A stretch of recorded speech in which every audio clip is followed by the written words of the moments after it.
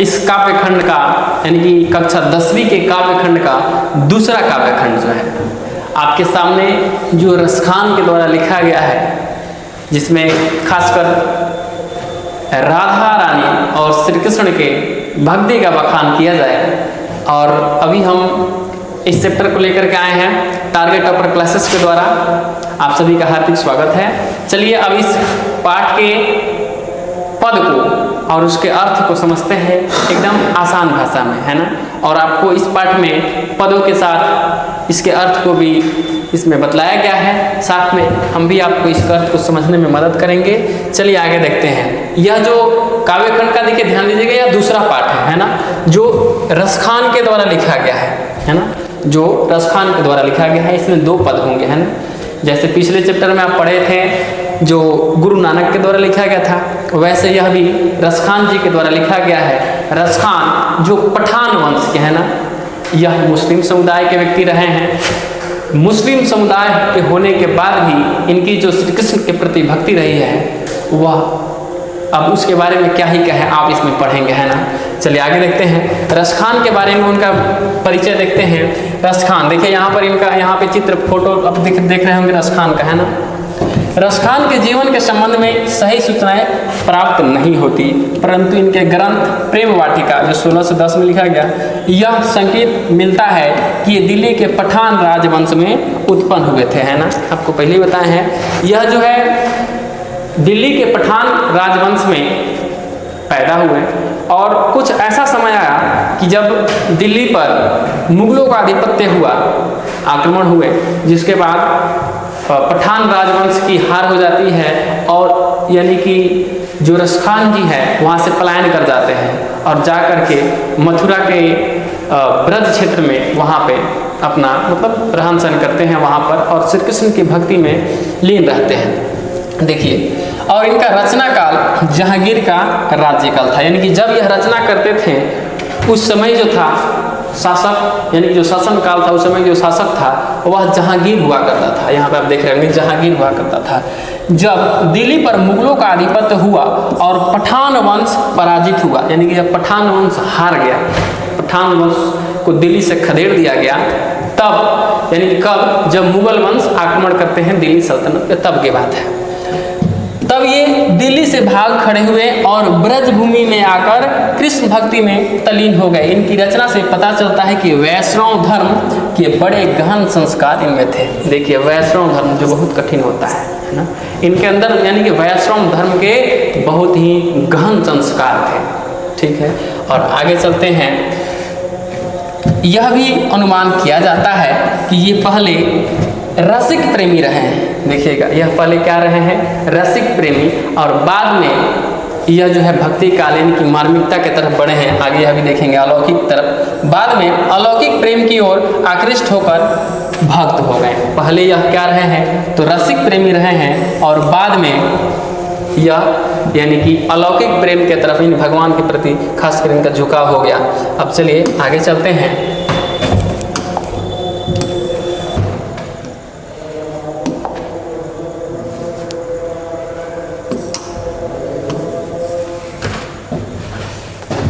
सबकी अपनी अपनी धारणाएं होती हैं, अपने अपने धर्म हैं, लेकिन अक्सर हृदय में जिसका एक बार वास हो जाता है, फिर बहुत मुश्किल से ही, बहुत कठिनाई से ही वह निकल पाता है, या हो सकता है कि मरने के बाद ही निकल पाए।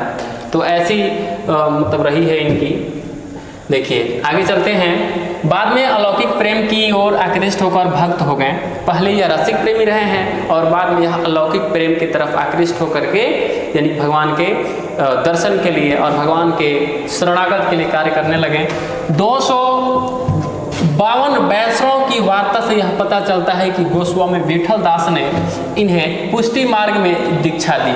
यानी कि यहाँ से आप देख रहे हैं कि रसखान के दीक्षा गुरु कौन रहे हैं, तो यहाँ पे आपको 1 नंबर का ऑब्जेक्टिव क्वेश्चन मिल रहा है। गोस्वामी विठल दास, विठल नाथ है ना, गोस्वामी विठल नाथ जो है इनके दीक्षा गुरु रहे हैं। देखिएगा, दीक्षा गुरु और शिक्षा गुरु 2 होते हैं। शिक्षा गुरु वो होते हैं जो आपको पठन पाठन का कार्य करते हैं, और दीक्षा गुरु वो होते हैं जो आपको धर्मशास्त्र से संबंधित दर्शन मतलब बताते हैं कि धर्म के बारे में आपको एक अलग राह दिखाते हैं, है ना, जो शिक्षा से काफ़ी परे होता है। चलिए आगे देखते हैं।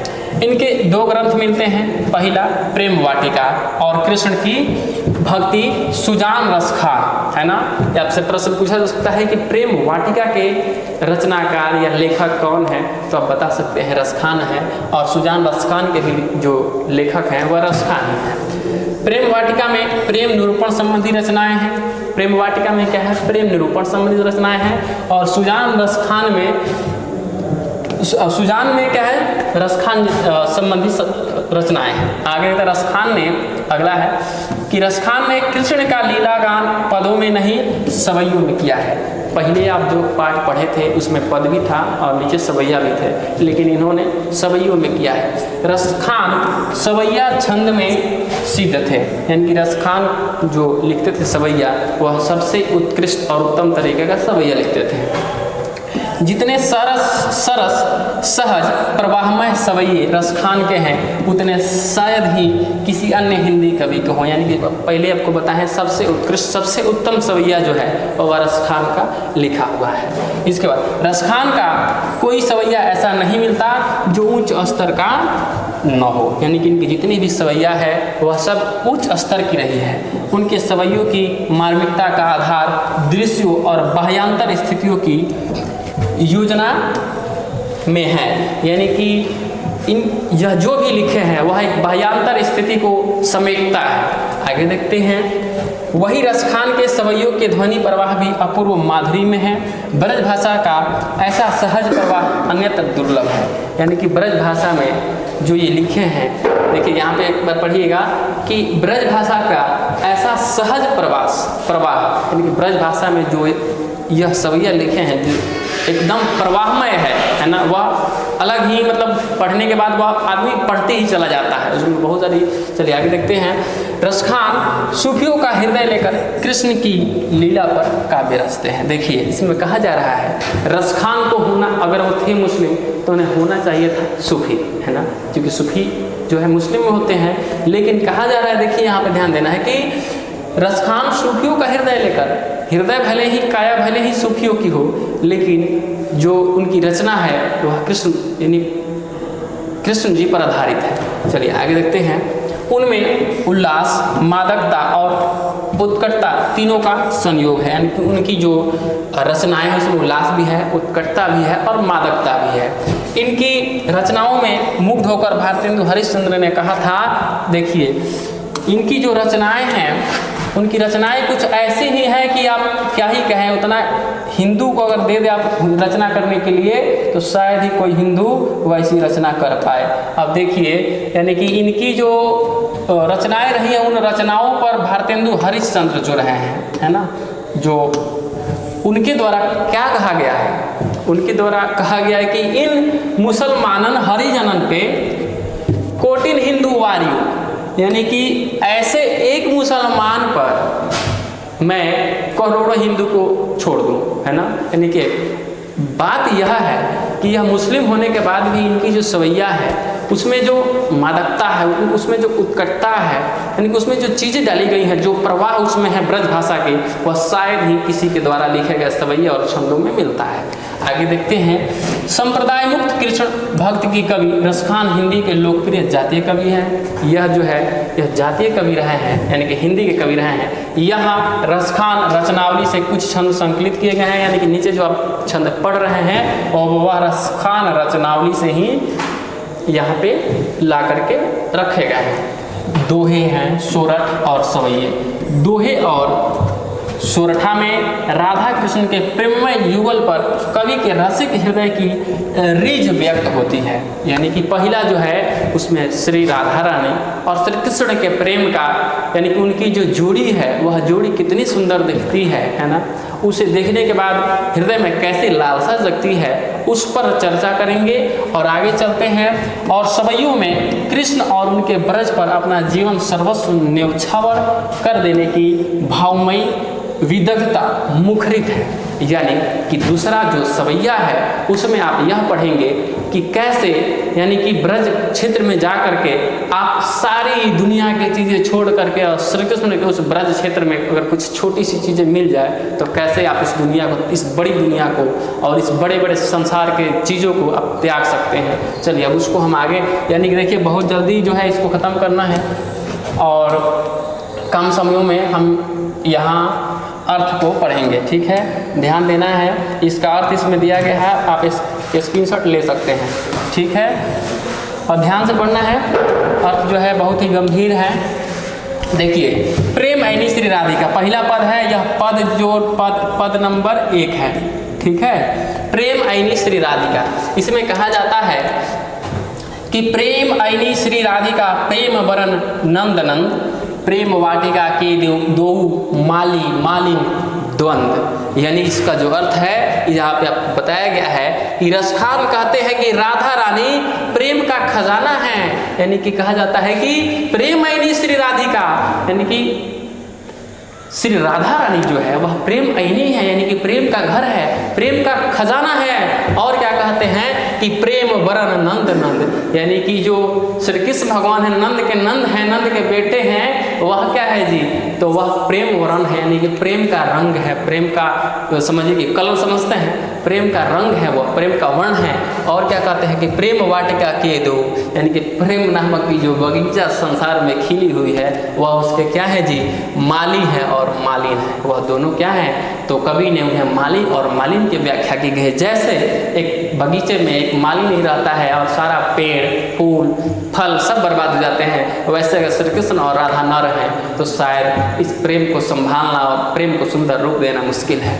चलिए आप इसको ध्यान से देखना है, इसके अर्थ को यहाँ पे सारा अर्थ दिया गया है, ठीक है। अब हम चलते हैं अगले जो है सोरठा के हैं अगले पद की तरफ। तो अगला पद क्या कहता है कि मोहन छवि रसखान लखी, यानी कि मोहन छवि रसखान लखी अब दृग अपने नाही अंचे आवत धनुष से छूटे सर से जाही। इसका अर्थ देखिएगा, कवि रसखान जब कृष्ण के रूप को देखते हैं, यानी कि मोहन छवि रसखान लखी, यानी कि जब मोहन की छवि को, मोहन यानी कि श्री कृष्ण का नाम है मोहन जी, है ना, तो जब मोहन के रूप को रसखान देखते हैं तो क्या कहते हैं जी कि अब दृग अपने नाही, यानी कि अब जो ये आंखें हैं वह अपनी नहीं रह गई हैं, अब किसकी हो गई हैं, तब उनकी हो गई हैं, यानी कि सिर्फ उनके ही काम में रहती है, सिर्फ उन्हें ही देखते रहती है, ठीक है। आगे देखते हैं कि अंचे आवत धनुष से छूटे सर से जाही, यानी कि जैसे कैसे धनुष से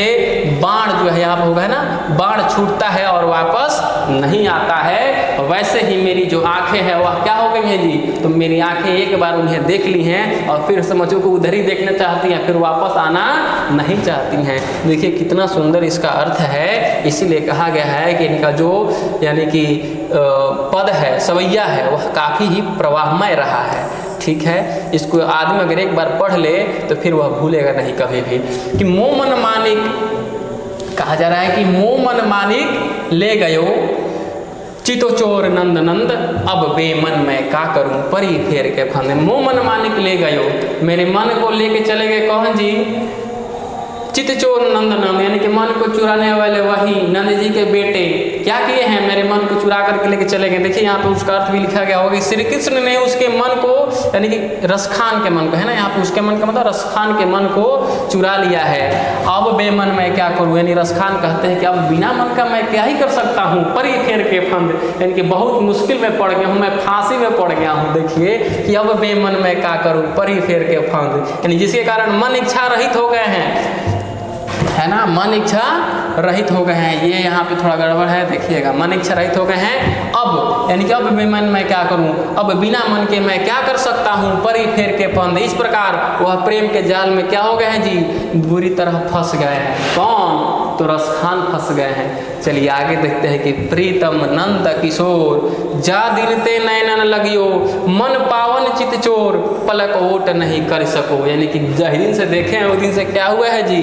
तो यहाँ पे देखिएगा आप, यहाँ पे यह जो है सोरठा का और पद का जो ऊपर व्याख्या हम कर रहे थे या अंतिम है, नीचे हम सवैया पढ़ेंगे कि प्रीतम नंद किशोर जा दिन ते नयनन लगियो, मन पावन चित चोर पलक ओट नहीं कर सको।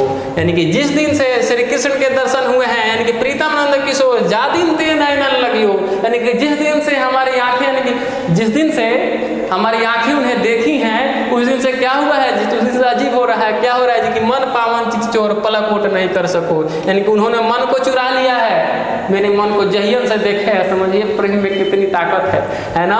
और हर क्षण, है ना जी, कृष्ण एवं राधा के रूप को बिना पलक झपकाए देखते रहते हैं, पलक ओट नहीं कर सको। आंखें जो पलके है ना, वह झपकती नहीं, एकदम सीधे देखते रहती हैं भगवान के, एकदम राधा और कृष्ण के रूप को। कितना सुंदर, उनका कितना मन भावन रूप है जी। तो देखिएगा प्रेम शायद इस जमाने में, है ना, ये आपका प्रथम पद जो है खत्म हुआ। अब आपको हम पढ़ाएंगे दूसरा पद। इस जमाने में अभी समय कुछ ऐसा हो गया है कि प्रेम जो है बदनाम हो गया है, वरना कहाँ मुस्लिम संप्रदाय से थे, समुदाय से थे, यानी कि रसखान, और कैसे उनको प्रेम हो सकता है मान चलिए श्री कृष्ण और राधा के रूप से, है ना, उनकी भक्ति से।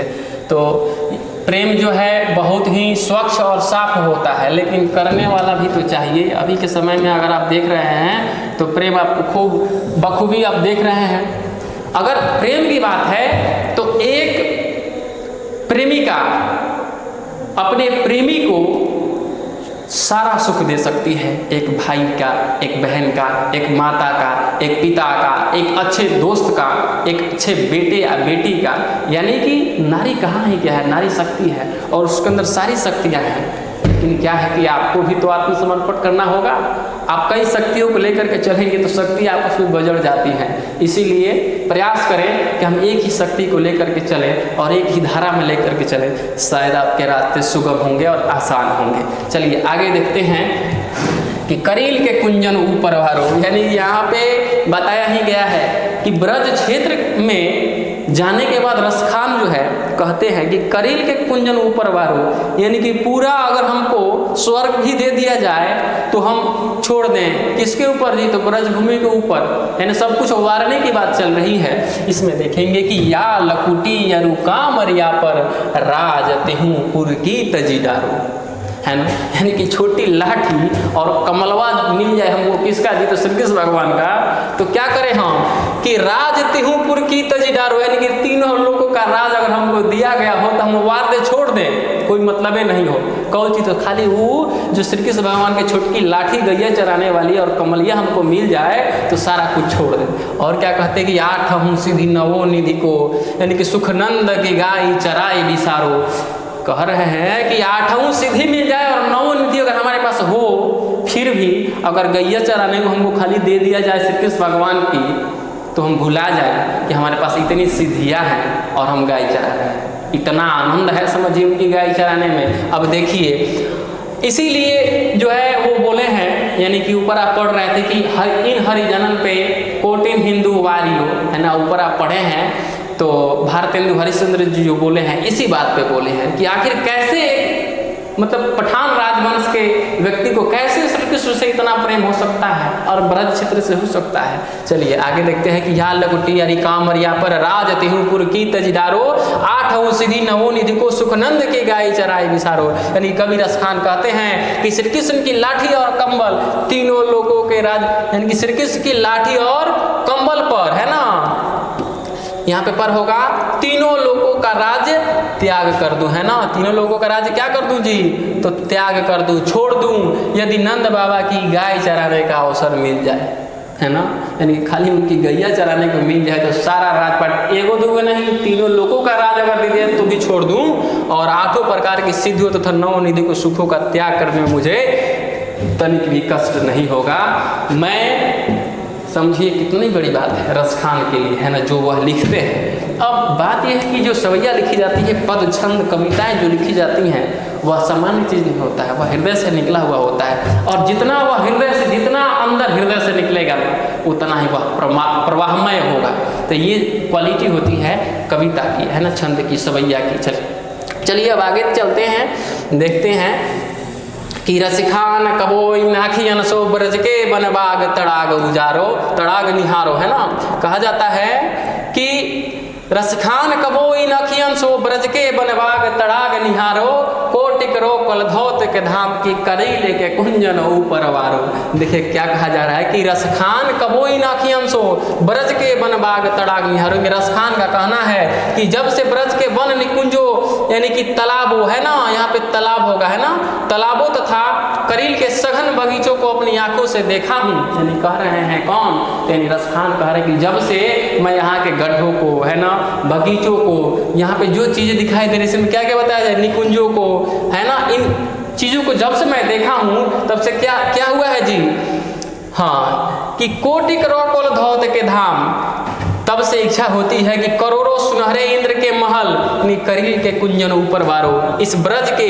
बगीचों के ऊपर न्यौछावर कर दूं। समझिए कितनी बड़ी बात है। यानी कि जब से वह देखे हैं, क्या देखे हैं जी, तो वहाँ के बाग बगीचों को देखे हैं, वहाँ के गड्ढे तालाबों को देखे हैं, तब से रसखान के अंदर ये हो गई है बातें कि अगर मुझे यानी कि इंद्र के महल भी मिल जाए, इंद्र के महल के जैसे घर भी मिल जाए, तो भी मैं उसे छोड़ करके और इन्हीं बगीचों में रहूं और यहाँ पे श्री कृष्ण की भक्ति करूं, है ना। तो इससे स्पष्ट होता है कि जो भारतेंदु हरिश्चंद्र जो ऊपर बोले हैं कि इन हरिजनन पे कोटिन हिंदू वारियो, तो शायद वह कथन सत्य है उनका। ठीक है, इस प्रकार से यहाँ पे आपका अर्थ जो है समाप्त होता है। अंत में श्री कृष्ण का दर्शन करिए और क्लास को यहीं पे समाप्त करते हैं। और प्रयास करिए कि जिंदगी में इश्क हो जाए तो उसे पछताना ना पड़े, और जिससे इश्क था इश्क उसी से रहे तो बेहतर है, किसी और को अपनाना ना पड़े। ठीक है दोस्तों, बाय, फिर मिलते हैं अगले क्लास में, बाय।